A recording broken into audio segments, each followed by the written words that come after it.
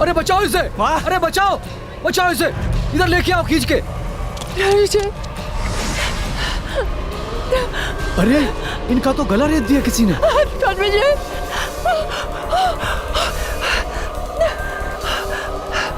क्या इस दिन के लिए हम बनारस आए थे? नमस्कार, मैं पूजा गौर सावधान इंडिया यूपी फाइट्स बैक में आप सबका स्वागत करती हूँ। बनारस में गंगा के घाट पर एक युवक पवित्र गंगा स्नान करने डुबकी लगाता है, लेकिन बाहर आती है उसकी लाश। पानी के भीतर क्या हुआ था उसके साथ? क्या उसकी मौत पानी में डूबने की वजह से हुई थी, या फिर इसके पीछे कोई और रहस्य था? क्या ये हादसा था या हत्या? शायद इन सभी सवालों के जवाब हमें कुछ अरसे पहले इनकी जिंदगी में घटी कुछ घटनाएं देखने के बाद मिले।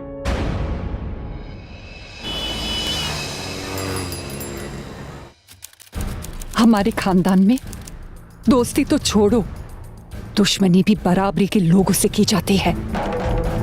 जमाना बेशक बदल गया हो, लेकिन हमारी सोच और जमाना बिल्कुल नहीं बदला है। और आप एक बात जान लीजिए कि आज के बाद आप उस लड़की को कभी नहीं मिलेंगे।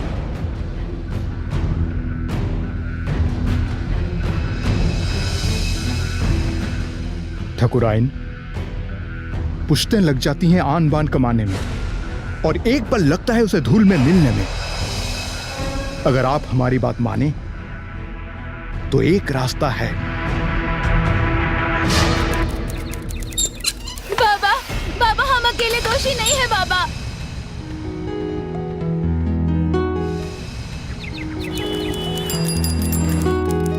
हाय अंजू, एक्चुअली वो सरिता आजकल कॉलेज क्यों नहीं आ रही है? तो पापा ने कॉलेज से उसका नाम कटवा दिया है। सतनाम जी, सतनाम जी क्या है? सरिता को कॉलेज से निकालने का मतलब? छोटे ठाकुर, सरिता अब इस गांव में नहीं पढ़ेगी। वो अपने बुआ के घर गई है, वहीं रह के पढ़ाई पूरी करेगी। कहाँ रहती है उसकी बुआ? किस शहर में रहती है? प्लीज बताइए, मैं आपके हाथ जोड़ता हूँ। रणविजय, रणविजय, रणविजय!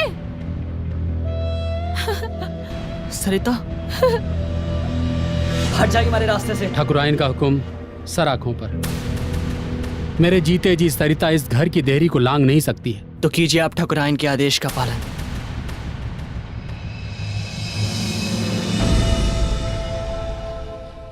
क्यों कर रही है आप ऐसा? आप ही की भलाई के लिए कर रहे हैं। किसी इंसान को जानवर की तरह कैद करवा के रखना? किस जमाने में आप जी रही हैं? रणविजय, यदि आपको उस लड़की की इतनी फिक्र है तो हमें ये शहर छोड़ना होगा, हमेशा हमेशा के लिए। लेकिन हम कहाँ जाएंगे? बनारस, वहां आपके पुरखों की जमीनें हैं, इतनी बड़ी हवेली है, कौन संभालेगा उन्हें?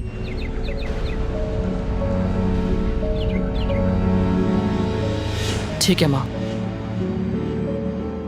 अगर सरिता से दूर रहकर सरिता को आजादी मिलती है तो मैं आपके साथ बनारस चलने के लिए तैयार हूं।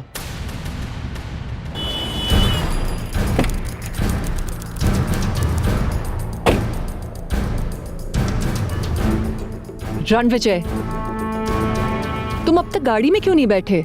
आपने सरिता के पिता को इन्फॉर्म किया? तुम अपना वादा निभाओ और हम अपना वचन निभाएंगे।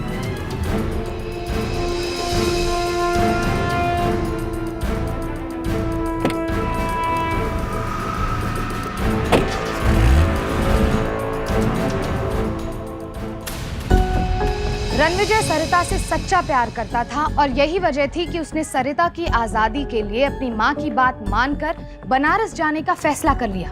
और सरिता के पिता ने भी अपनी बेटी पर लगी सारी बंदिशें हटा ली। तो क्या उनका प्यार समाज की पुरानी रूढ़ियों और संतराम जैसे लोगों के अहंकार के सामने मजबूर हो चुका था और हार मान चुका था? क्या यही अंजाम था उनकी प्रेम कहानी का, या फिर उनके दुश्मनों को और भी ज्यादा कीमत चाहिए थी उनके प्यार की?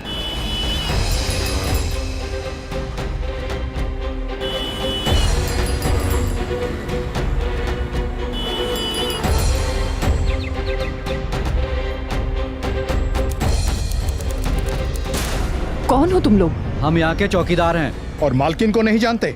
हमारे तो मालिक राय साहब हैं। राय साहब, क्या बकवास कर रहे हो? अरे हटिए। अरे ठाकुराइन, आप कब आई? हटिए, जाने दीजिए इनको। आइए ठाकुराइन।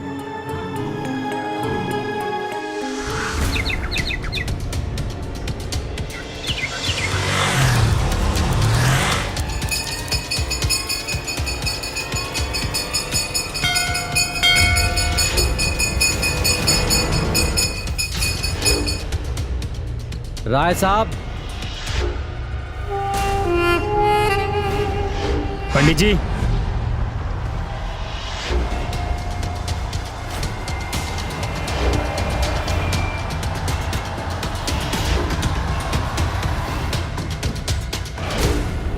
क्या हुआ? तुम्हारी मौत आई है क्या? तुम्हें पता नहीं कि हम पूजा के समय किसी से नहीं मिलते? राय साहब, ठाकुराइन माँ परिवार के साथ वापस आ चुकी हैं। क्या? और तुम वहां से दुम दबा के भाग गए ये बताने के लिए? गांव वालों की मदद से उन्होंने हवेली में भी प्रवेश कर लिया है। गांव वालों की मदद से? जी। गांव वालों की मदद से वो हवेली में तो घुस गए। देखते हैं कि गांव वालों की मदद से कब तक जिंदा रहते हैं। तुम एक काम करो, तुम अभी ही निकलो वहां पे। उनकी पल पल की खबर हमें देना। वो कब कहाँ जाते हैं, किससे मिलते हैं, क्या करते हैं, क्या नहीं। जाओ।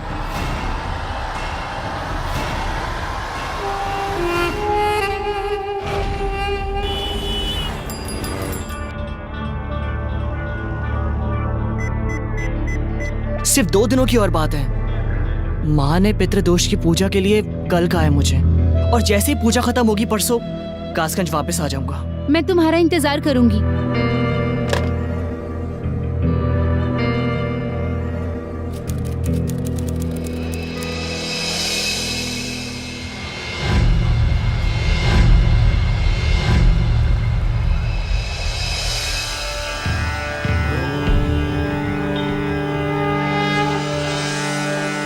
गंगा जी में डुबकी लगा लो।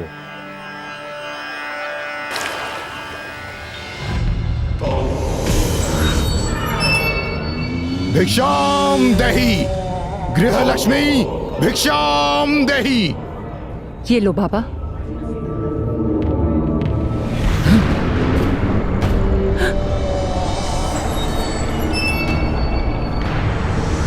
मृत्यु मंडरा रही है तुम्हारे किसी अपने पर। मृत्यु? रणविजय,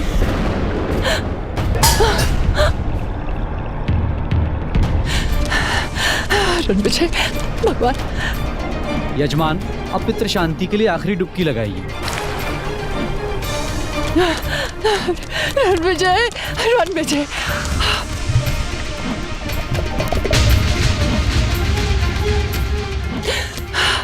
रणविजय,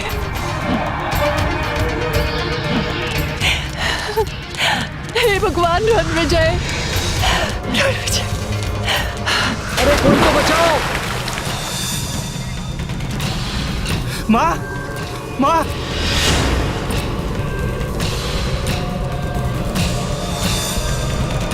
रणविजय, रणविजय।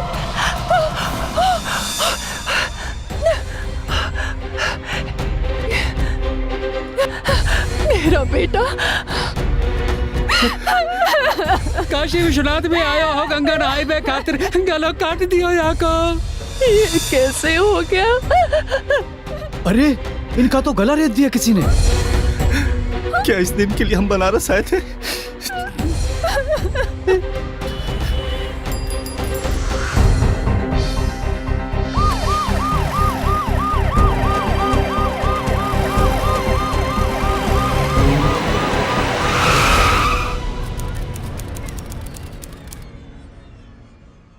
इंस्पेक्टर परशुराम चतुर्वेदी का प्रणाम स्वीकार कीजिए।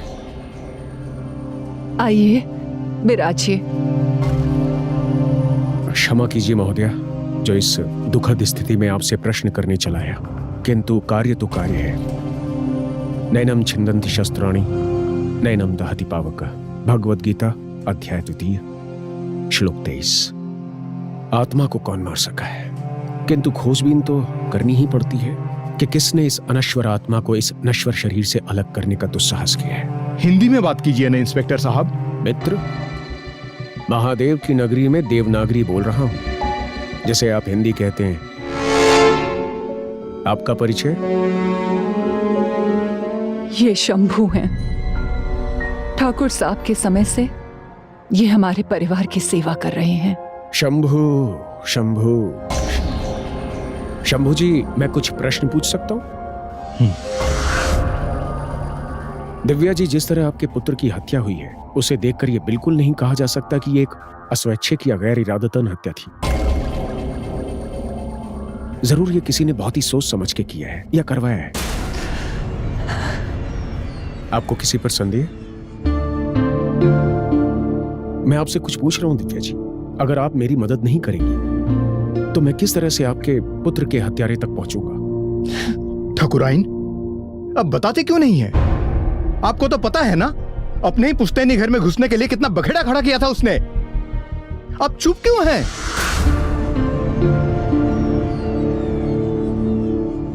क्या हुआ था दिव्या जी?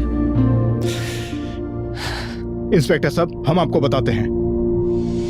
देखिए, जब 3 दिन पहले ठाकुराइन और हम यहां पर आए तो हमारी ही पुश्तैनी हवेली पर दिग्विजय राय ने कब्जा कर रखा था। दरअसल 18 साल से बड़े ठाकुर नहीं हैं, उनकी तमाम जायदाद यहां पर लावारिस पड़ी हुई है। तो दिग्विजय राय ने सोचा क्यों ना उस पर कब्जा कर लिया जाए। और आज जब ठाकुराइन अपनी पुश्तैनी जमीन को यहां पर रहने के लिए आई तो दिग्विजय राय ने छोटे ठाकुर का खून करवा दिया। दिग्विजय ने? जी हाँ, दिग्विजय राय ने। वही होगा छोटे ठाकुर का हत्यारा, वरना बनारस में हमारी किसी और से कोई दुश्मनी है ही नहीं।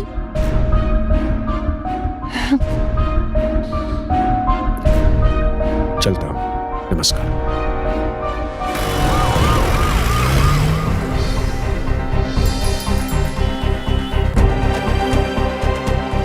चिंता मत कीजिए, इस बार का भी चुनाव हम ही जीतेंगे। तुम प्रचार अच्छे से।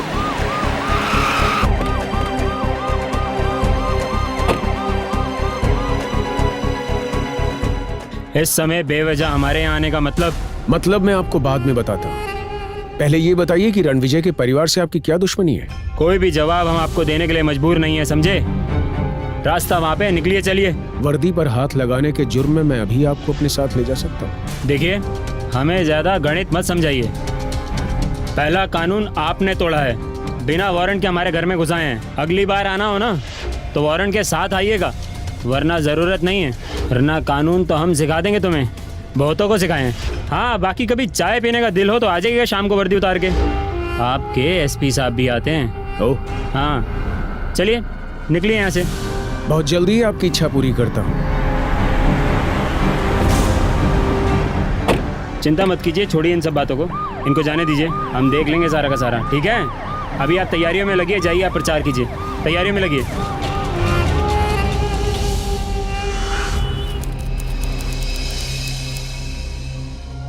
माँ, ये राय परिवार से हमारी दुश्मनी का क्या इतिहास है? मुझे तो इसके बारे में कुछ पता ही नहीं। पहले आप हमसे ये वादा कीजिए कि आप हमसे पल भर के लिए भी ओझल नहीं होंगे। माँ, ऐसा क्यों? आपको क्या लगता है कि आपके बड़े भाई के जाने से ये दुश्मनी क्या खत्म हो गई? बहुत फंड्स की जरूरत पड़ेगी, इलेक्शन सर पे है। क्या सोचा है राय साहब? सोचा तो बहुत कुछ था हमने, मगर पता नहीं आखिरी वक्त में उस ठाकुर की फैमिली कहां से वापस आ गई। नहीं तो फंड का इंतजाम तो हम चुटकियों में कर देते। इस वक्त आप सिर्फ इलेक्शन पर ध्यान दें, यही पार्टी के हित में होगा। आप चिंता मत कीजिए एमएलए साहब, फंड का इंतजाम तो हम कर ही लेंगे। एक ऊपर गया तो बाकी सारे अपने आप भागते हुए नजर आएंगे। किधर है तुम्हारा दिग्विजय? दिग्विजय, बुलाओ उसको बाहर। अरे किसकी आत्मा तड़प रही है, अब देख कर आते हैं हम जरा। अरे क्या बात है, किसने अलग कर रखा है इतना? सब जाओगे अंदर। अरे पहले भी मना किया ना, चलिए निकले यहाँ से बाहर। कागज साथ लेकर आया हूँ। इंस्पेक्टर साहब, कागज को रखिए अपनी जेब में। जिसके गिरेबान पे आपने हाथ डाला है ना, बहुत पछताएंगे कह रहे हैं हम। अगली बार वर्दी पर हाथ डाला ना तो इज्जत के साथ वस्त्र भी उतार दूंगा। अरे हमारे वस्त्र की चिंता मत कीजिए, अपनी वर्दी की चिंता कीजिए। क्या है ना, इसको हम 2 मिनट में उतरवा देंगे। हाँ चलिए चाय पीते, विस्तार पूर्वक वार्तालाप भी करेंगे। चलिए। आइए। और हाँ, ससुराल कहते हैं मगर है नहीं, बिन बुलाए मेहमान नहीं आते वहां पे। चलो निकलो, नहीं तो अंदर डाल देंगे। आइए। तो वादा कीजिए हमसे कि आप कभी भी हमें बिना बताए कहीं नहीं जाएंगे। जी माँ, मैं आपसे वादा करता हूँ। अब तो बताइए। बताती हूँ।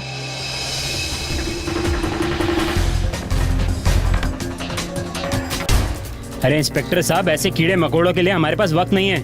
और वैसे भी आप जानते हैं इलेक्शन सर पे हैं, हमारे घर पे विधायक जी आए हुए थे और आप हमें यहाँ ले आए।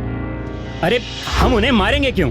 भाई अब इसे संजोग कहें या कमाल की योजना, आपके पिता की हत्या भी आज से 18 साल पहले ठीक उसी तरह हुई थी ना, जिस तरह रणविजय की हुई है। आपके पिता की हत्या का संदेह ठाकुर रुद्र प्रताप सिंह पर था, जो कि पुलिस एनकाउंटर में मारे गए। उसके बाद उनका सारा परिवार ही शहर छोड़कर चला गया। मौका कहाँ मिला होगा आपको? इंस्पेक्टर साहब, उस समय हम बच्चे थे, हमें तो कुछ याद भी नहीं। पर मैंने तो सुना है कि ये राय और सिंह परिवार के लोगों में कोई भी बात भूलने की आदत नहीं होती। आपका खून इतना ठंडा हो गया राय साहब कि अपने पिता की हत्या का बदला लेने का विचार तक नहीं आया। भाई ये तो राय होने पर कलंक होने वाली बात हो गई। अरे इंस्पेक्टर साहब, बना ली आपने कहानी, हो गई आपकी कहानी खत्म। कोई सबूत है तो दिखाइए। अगर हमें उन्हें मारना होता तो सबको साथ में मारते। आपने कभी कॉकरोच देखे? कॉकरोच को कभी एक एक करके नहीं मारा जाता, सबको साथ में मारा जाता है। मौका नहीं मिला होगा ना, जो किसी एक का मौका मिला उसी को लपक लिया। हमें किसी को एक भी मौका नहीं देना है। इसीलिए हमने आपसे वचन लिया था कि आप हमसे एक पल के लिए भी हमारी नजरों से ओझल नहीं होंगे। जी माँ, मैं आपसे वादा करता हूँ। अब इस राज पर से पर्दा उठ चुका था कि रणविजय की मौत नदी में डूबने की वजह से नहीं हुई थी, बल्कि उसकी हत्या कर दी गई थी, वो भी बिल्कुल अनोखे तरीके से। हत्यारे ने उसे नदी के पानी में बड़ी सफाई से मौत के घाट उतार दिया था, ठीक वैसे ही जैसे आज से 18 साल पहले दिग्विजय के पिता की हत्या कर दी गई थी। लेकिन यहाँ सवाल ये था कि क्या उसकी हत्या सरिता से प्रेम संबंध के चलते हुई थी या फिर इसके पीछे कोई और वजह थी? क्या ये दोनों हत्याएं खानदानी रंजिश की वजह से हुई थी या फिर इसके पीछे कोई गहरा राज छुपा हुआ था? यहाँ एक बड़ा सवाल ये भी था कि वो क्या वजह थी जिसने दिव्या को पुलिस के सामने खामोश रखा हुआ था।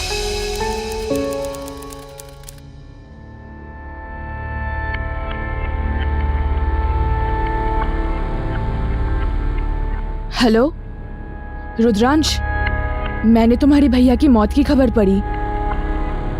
मुझे बहुत डर लग रहा है रुद्रांश। नहीं, मैं आ रही हूँ। पागल मत बनो, तुम ऐसा कुछ भी नहीं करोगी। नहीं, मैं आ रही हूँ। मेरी बात समझने की कोशिश करो। मुझे डर लग रहा है अंश। ये भैया की अभी तक 13वीं तक नहीं हुई है। तुम्हारे जान को भी तो खतरा हो सकता है। मुझे कुछ नहीं होगा। मैं कुछ नहीं सुनना चाहती, मैं आ रही हूँ। तो हेलो हेलो, आपके द्वारा डायल किया गया नंबर इस वक्त पहुंच के बाहर है।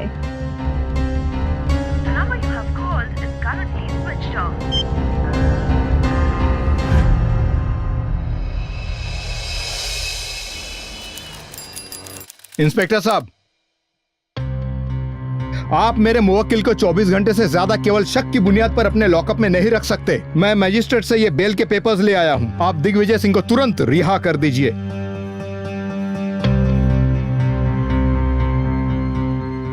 आलोक, लेके आओ दिग्विजय राय को। Okay sir.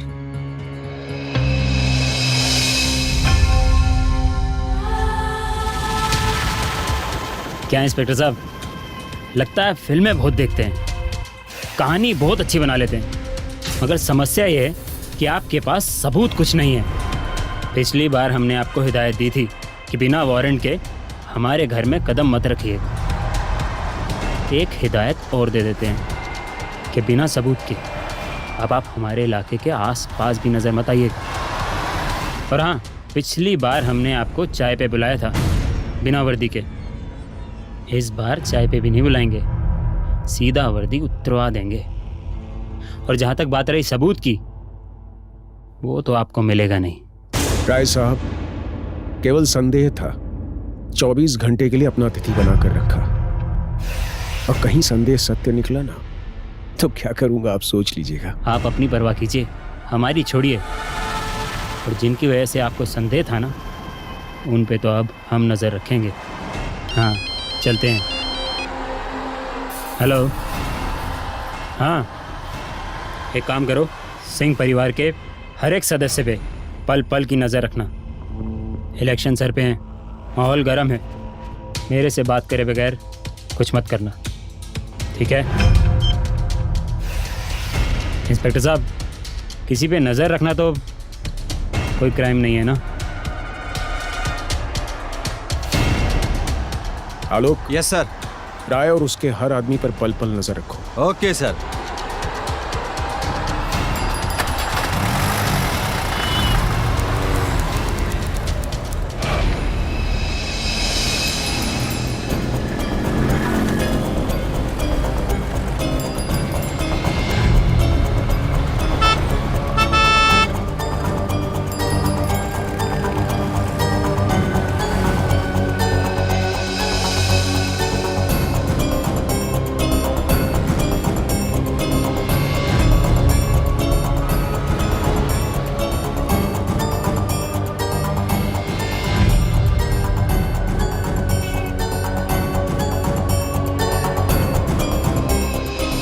मैंने तुमको मना किया था ना यहाँ आने के लिए, फिर क्यों चली आई यहाँ?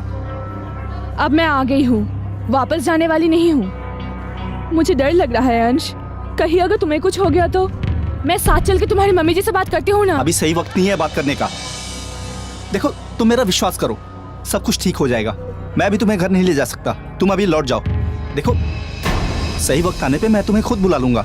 मैं वापस काशगंज नहीं जाऊंगी, चाहे मुझे इसी बस अड्डे पे रहना पड़े। अच्छा बाबा, सोचने दो। ठीक है, चलो।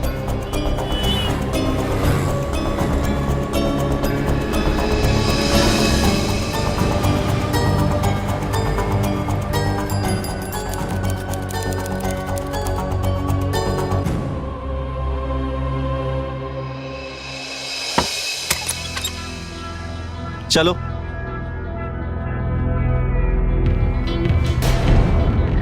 जब तक मैं माँ से बात करने का कोई रास्ता नहीं निकाल लेता, तुम यहीं रहोगी, इसी गेस्ट हाउस में। हमारे ऊपर क्या बीत रही है तुम्हें उसका अंदाजा भी नहीं होगा। सुनना चाहोगी? जानना चाहोगी? तो सुनो। माँ हमें कांसगंज से बनारस ले आई, लेकिन भैया का चक्कर एक सरिता नाम की लड़की से था। भैया बहुत प्यार करते थे उसे, लेकिन ये माँ को कतई मंजूर नहीं था, क्योंकि माँ की शान के ऊपर बात आ जाती। यहां पहुंचे तो पता चला कि हमारा पुश्तैनी झगड़ा है। भैया का क्या दोष था? भैया का कोई दोष नहीं था। भैया तो पितरों की मुक्ति के लिए घाट पे गए थे ना, तो भैया को मुक्ति कैसे मिल गई? हम पर जो बीता है ना, उसका अंदाजा हमें ही है। भैया का दोष ही क्या था? भैया तो बच्चे थे ना। देखो प्लीज, मैं तुमसे प्यार करता हूं और तुम मुझसे प्यार करती हो। मैं तुम्हें अपने साथ घर नहीं ला सकता। भैया के चले जाने के बाद माँ बहुत परेशान है, और अगर मैं भी अभी घर नहीं पहुंचा ना, तो माँ और परेशान हो जाएगी। तुम अपना ध्यान रखना। नहीं अंश, प्लीज मुझे छोड़ के मत जाओ। अगर तुम नहीं आए ना, मैं तुम्हारे घर आ जाऊंगी। तुम ऐसा कुछ भी नहीं करोगी, समझी? तुम्हारी नजरों से दूर ना जाऊं, उधर माँ की नजरों से दूर ना जाऊं। मैं जाऊं तो कहां जाऊं? घर से निकलता हूं तो लोग ताक लगाए बैठे हैं कि मैं कब उनके सामने आके खड़ा हो जाऊं। देखो, मैं तुमसे बहुत प्यार करता हूं, तुम यहीं रुको, मैं शाम को आके तुमसे मिलता हूं। अंश, मेरी बात तो सुनो।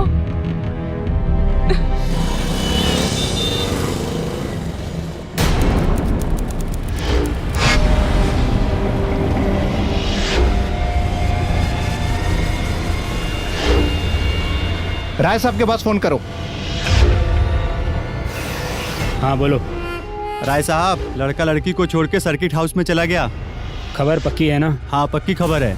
एक काम करो, जाके काम तमाम कर दो। पक्का काम करना है ना? अरे अब क्या गीता सुनाए तुम्हारे को? कह रहे हैं जो काम कह रहे हैं वो होना चाहिए। फोन रखो, चलो। राय साहब ने बोला है कि काम पक्का करना है।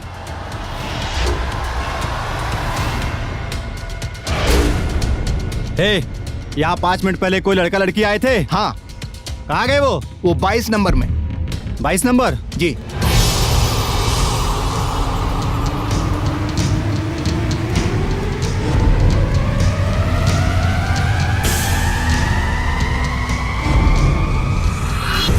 इस केस के विवरण जरा विस्तार पूर्वक बताइए।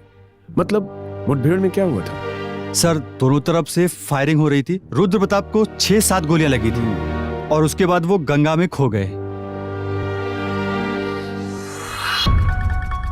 खो गए मतलब? मतलब हम लोगों ने सर बहुत खोज की, नावें चलवाई, गोताखोर भेजे, मगर ठाकुर साहब की लाश नहीं मिली। और करीब 2 दिन बाद ठकुराइन के कहने पे शंभू ने गंगा मैया में छलांग लगाई और करीब 1 घंटे में ही ठाकुर साहब के लाश को ढूंढ के ले आया। मतलब कि जो काम पुलिस के प्रशिक्षित गोताखोर और नाविक जो कि जिंदगी भर नदी में रहते हैं 2 दिन में नहीं कर सके, वो शंभू ने 1 घंटे में कर दिखाया। सर, आप जानते नहीं है कि शंभू बहुत अच्छा तैराक है और किसी जमाने में तो आधे घंटे पानी के नीचे रहने के लिए मशहूर था ये। अच्छा। और उसके बाद ठकुराइन अपने दोनों बच्चों को और शंभू को साथ लेकर अपने मायके यानी कासगंज चले गए। जी सर।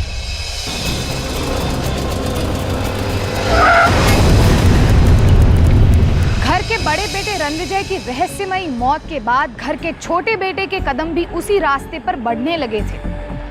एक माँ ये सब कैसे बर्दाश्त कर रही थी? क्या चौहान खानदान में फिर वही कहानी दोहराई जाने वाली थी?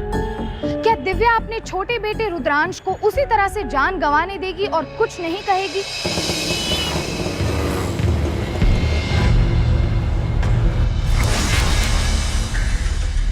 ये सब हुआ कैसे? और आप हमें बिना बताए गए कहाँ थे? कुछ नहीं माँ, बस वो ऐसे ही मोटरसाइकिल स्लिप हो गई थी। हमने सुना है कि आपकी कोई खास मेहमान आई हुई है। आपको कैसे पता? हम उससे मिलना चाहते हैं। माँ, ये कोई वक्त है किसी मेहमान को घर लाने का? यही तो हम कह रहे हैं कि ये सही वक्त नहीं है किसी को भी घर आने का। तो फिर वो यहाँ क्यों आई है? मेरा साथ देने। माँ, अगर वो आपका साथ देने आई है तो आपको उसकी फिक्र होनी चाहिए। उसका वहाँ अकेले होना खतरे से खाली नहीं है। अगर शंभू ने आपको साथ देखा है तो न जाने कितने लोगों ने आपको साथ साथ देखा होगा। आप तुरंत शंभू के साथ जाके उसे यहाँ लेके आइए। चलो चलो। हाँ ठीक है। अरे गाड़ी स्टार्ट करो जल्दी से। हाँ जी जी पहुंच रहे हैं।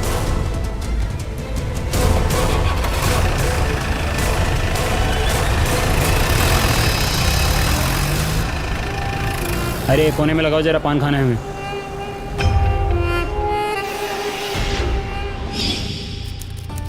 यही है 22 नंबर का फ्लैट? हाँ यही है। यही छोड़ा था उसे?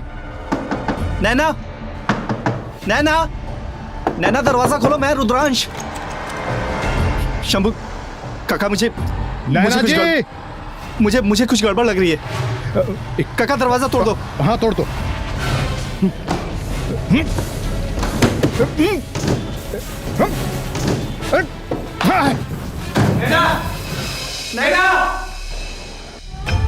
इंस्पेक्टर साहब, आपको मना किया था ना, बिना वारंट के हमारे एरिया के आसपास भी मत नजर आना। दिग्विजय जी, मैं आपसे नहीं मिलने आया हूं और वैसे भी मुझे कहीं भी आने जाने के लिए आपकी अनुमति की आवश्यकता नहीं है।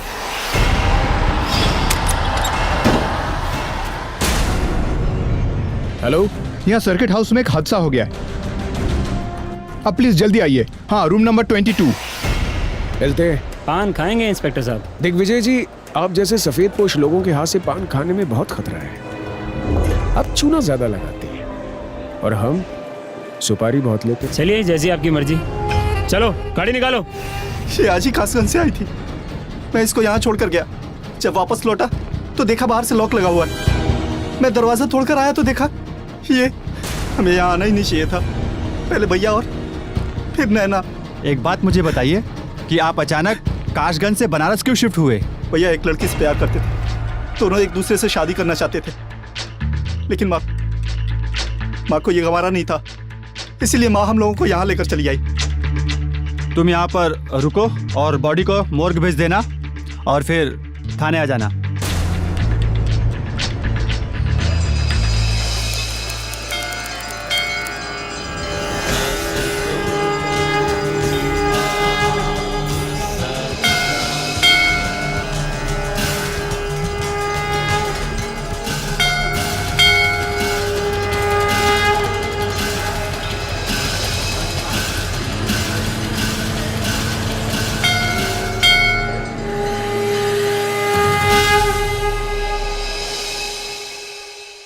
ये शंभू कब से इनके साथ? सर मैंने इस केस की सारी डिटेल्स पढ़ी हैं और शंभू बचपन से ही ठाकुर साहब का ख्याल रखता था।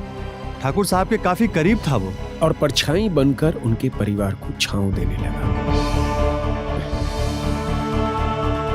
अब लगी है सही चाबी। शंभू शंभू शंभू।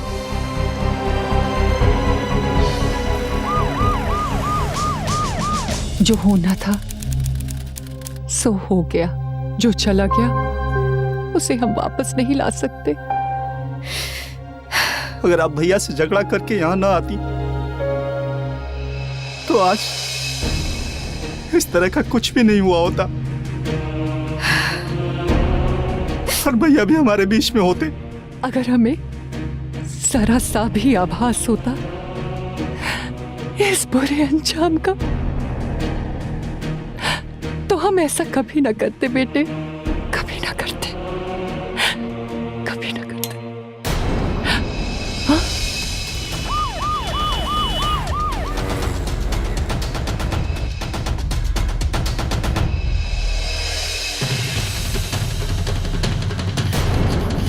कौन है ये? कौन है? ये कौन है? इंस्पेक्टर साहब पकड़िए इसे। ये क्या है?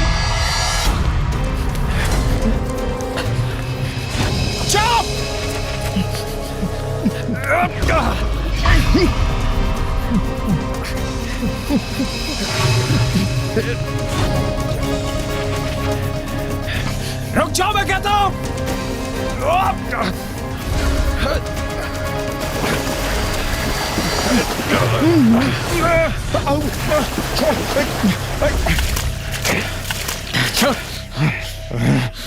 चल। दिव्या जिस शंभू को आज तक अपने परिवार का रखवाला मानती रही, जिसे एक परिवार के ही सदस्य जितनी हैसियत दी हुई थी, आज वही शंभू उसके सामने एक हत्यारे के रूप में खड़ा था। क्यों मारना चाहता था वो अपने ही मालिक रुद्र प्रताप के बेटों को? क्यों मारा था उसने बड़े बेटे रणविजय को और छोटे बेटे रुद्रांश की प्रेमिका को, वो भी इतने शातिर तरीके से? दिव्या को दुख भी था और बहुत ज्यादा गुस्सा भी, क्योंकि घर का रक्षक ही परिवार का भक्षक निकला। इंस्पेक्टर परशुराम की चाबी सही लगी पर ताला कोई और ही खुल गया था।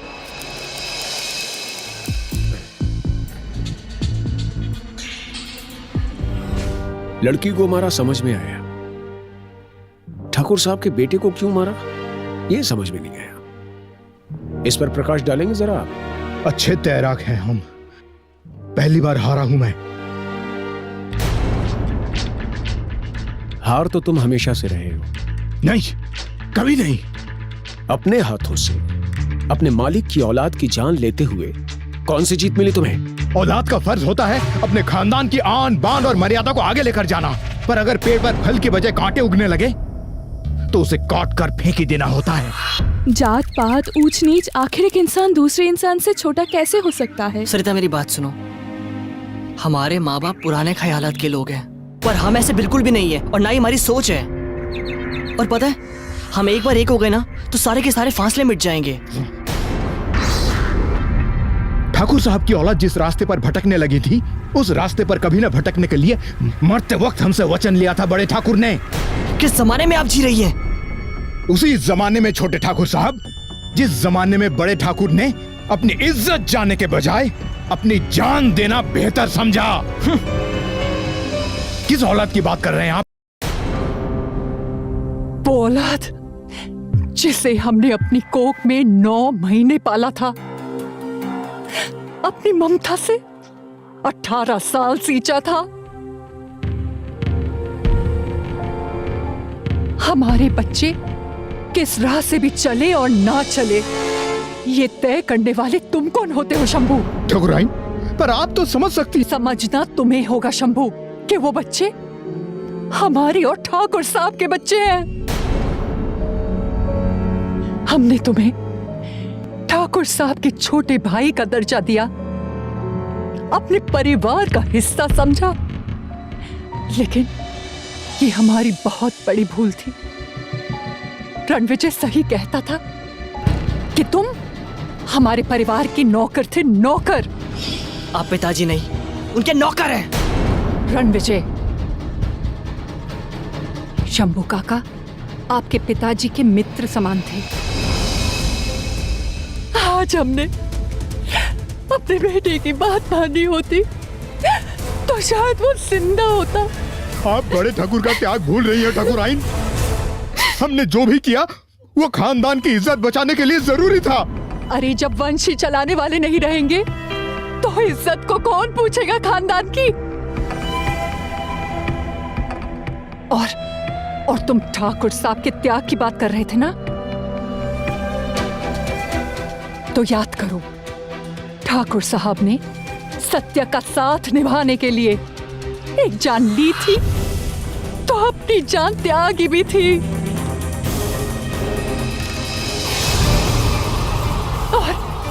और तुमने? मुझे आश्चर्य होता है और तरस भी आता है तुम जैसे लोगों की सोच पर, जो आज भी समाज को दूषित कर रहे हैं। वैसे तुमने आधा सही कहा और आधा गलत। समय बदलता है, पर हमेशा अच्छे के लिए शंभू। बदलाव आते हैं, लोग बदलते हैं, पीढ़ियां बदलती हैं, समय भी बदलता है। समय बदलता है पंख लगाने के लिए, भेड़ियों से जकड़ने के लिए नहीं।